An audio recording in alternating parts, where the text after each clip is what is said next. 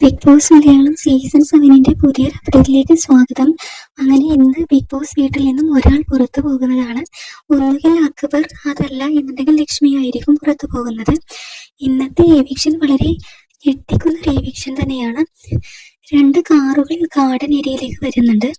അങ്ങനെ എവിക്റ്റ് ആകാൻ പോകുന്ന അക്ബറിനെയും നമ്മുടെ ലക്ഷ്മിയെയും ഓരോ കാറിലായിട്ട് നിർത്തുന്നുണ്ട് കേട്ടോ.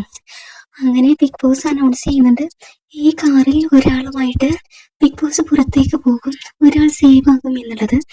അങ്ങനെ ആരായിരിക്കും എവിക്റ്റ് ആവുക എന്ന് നമുക്കൊന്നും തന്നെ പറയാൻ പറ്റില്ല. പിന്നെ ലാലേട്ടൻ പറയുന്നുണ്ട് ബിഗ് ബോസ് തീരുമാനിക്കുക എന്താണ് എന്നൊക്കെ ഉള്ളത്. എന്തായാലും ഇതുവരെ ഉണ്ടായ ഓരോ ആഴ്ചയിലെ എവിക്ഷനേക്കാൾ വളരെ വ്യത്യസ്തമായിട്ടുള്ള ഒരു എവിക്ഷനാണ് ഇന്ന് നടക്കാൻ പോകുന്നത്.